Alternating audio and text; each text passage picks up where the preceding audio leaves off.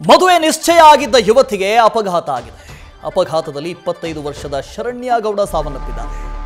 Kanakapura NREGA engineer Sharanya ಸಾವನ್ನಪ್ಪಿದ್ದಾರೆ. 25 ವರ್ಷ. ಬೈಕ್ಗಳ ಮುಖಾಮುಖಿ ಡಿಕ್ಕಿಯಾಗಿದೆ. ಶರಣ್ಯ ಗೌಡ ಸಾವನ್ನಪ್ಪಿದ್ದಾರೆ. ಹಲಗೂರು ಸಮೀಪದ ಬಸಾಪುರ ಗೇಟ್ನ ಬಳಿ ಈ ಅಪಘಾತ ಸಂಭವಿಸಿದೆ. ತೀವ್ರ ರಕ್ತಸ್ರಾವದಿಂದ ಶರಣ್ಯ ಸ್ಥಳದಲ್ಲೇ ಸಾವನ್ನಪ್ಪಿದ್ದಾರೆ.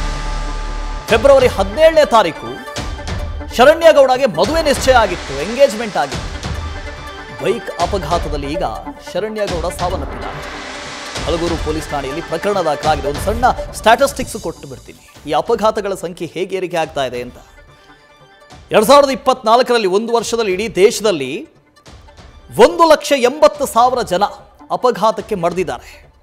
ಪ್ರತಿ ಗಂಟೆಗೆ ಈ ದೇಶದಲ್ಲಿ 53 ಅಪಘಾತಗಳು ಸಂಭವಿಸ್ತಾ ಇದೆ. 17 ಜನ ಸಾವನ್ನಪ್ತಾ ಇದ್ದಾರೆ. ಆ ದೃಶ್ಯದಲ್ಲಿ ನೋಡ್ತಾ ಇದ್ದೀರಿ, ಒಂದು ಅಪಘಾತದ ದೃಶ್ಯ. ಸ್ಕ್ರೀನ್ನಲ್ಲಿ ಪಕ್ಕದಲ್ಲಿ ಒಂದು ಫೋಟೋ ಕಾಣಿಸ್ತಾ ಇದೆ. ಇದು ಶರಣ್ಯ ಗೌಡ ಅವರ ಎಂಗೇಜ್ಮೆಂಟ್ನ ಫೋಟೋ. 17ನೇ ತಾರೀಕು ಎಂಗೇಜ್ಮೆಂಟ್ ಆಗಿತ್ತು. ನೇನು ಮದುವೆ ಆಗಬೇಕಾಗಿತ್ತು. ಬರೀ 25 ವರ್ಷ ವಯಸ್ಸು. ಈ ದೇಶದಲ್ಲಿ ಒಂದು ವರ್ಷದಲ್ಲಿ 1,80,000 ಜನ ಸಾವನ್ನಪ್ತಾ ಇದ್ದಾರೆ. ಅದರಲ್ಲಿ 18ರಿಂದ 34 ವರ್ಷದ ಒಳಗಡೆ ಇರೋರು 66%. ನಂದೀಶ್ ಇದ್ರ ಬಗ್ಗೆ ಡೀಟೇಲ್ಸ್ ಅನ್ನು ಕೊಡ್ದು ಹೋಗ್ತಾರೆ. ಲೈವ್ನಲ್ಲಿ ಜಾಯ್ನ್ ಆಗ್ತಾ ಇದ್ದಾರೆ. ನಂದೀಶ್, ಈ ಅಪಘಾತ ಹೇಗೆ ಸಂಭವಿಸ್ತು ಅಂತ?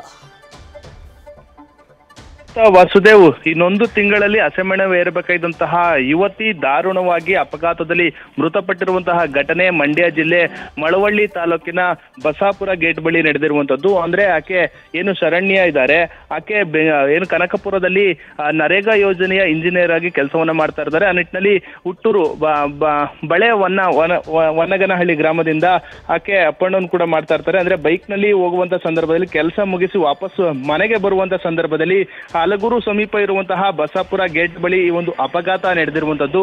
ಮುಖಾಮುಖಿ ಎರಡು ಬೈಕ್ ನಡುವೆ ನಡೆದಂತಹ ಮುಖಾಮುಖಿ ಡಿಕ್ಕಿಯಲ್ಲಿ ಸ್ಥಳದಲ್ಲೇ ಶರಣ್ಯ ಒಂದು ಅಸುನೀಗಿರುವಂತದ್ದು. ಅಂದ್ರೆ ಗಂಭೀರವಾಗಿ ಗಾಯಗೊಂಡಂತಹ ಆಕೆ ತಲೆಗೆ ರಕ್ತಸ್ರಾವವು ಕೂಡ ಆಗ್ತಾ ಇರುತ್ತೆ. ಆ ಸಂದರ್ಭದಲ್ಲಿ ಅಲ್ಲೇ ಸ್ಥಳದಲ್ಲೇ ಆಕೆ ಮೃತಪಟ್ಟಿರುವಂತದ್ದು. ಅಂದ್ರೆ ಆಕೆಗೆ ಮದುವೆ ಕೂಡ ನಿಶ್ಚಯ ಆಗಿತ್ತು. ಅಂದ್ರೆ ಫೆಬ್ರವರಿ 17ರಂದು ಆಕೆಯ ಮದುವೆಯೂ ಕೂಡ ಆಗ್ಬೇಕಾಗಿತ್ತು. ಆದ್ರೆ ಮದುವೆಗೂ ಮುನ್ನವೇ ಈ ರೀತಿ ದಾರುಣವಾಗಿ ಅಪಘಾತದಲ್ಲಿ ಶರಣ್ಯ ಏನು ಸಾವನ್ನಪ್ಪಿರುವಂತದ್ದು. ನಿಜಕ್ಕೂ ಕೂಡ ಇದು ಹೃದಯ ವಿದ್ರಾವಕ ಘಟನೆ ಅಂತಾನೆ ಹೇಳ್ಬೋದು. ಆ ನಿಟ್ಟಿನಲ್ಲಿ ಇಡೀ ಕುಟುಂಬಸ್ಥರು ಇದೀಗ ಕಣ್ಣೀರಿನಲ್ಲಿ ಕೈ ತೊಳೆಯುವಂತಹ ಪರಿಸ್ಥಿತಿ ನಿರ್ಮಾಣ ಆಗಿದೆ.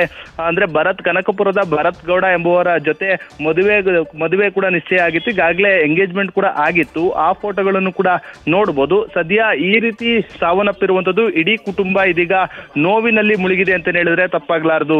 Vasudev. Okay, thank you Nandish. News first, ನಿರ್ಭೀತಿಯಿಂದ ನಿಮ್ಮ ಪರವಾಗಿ.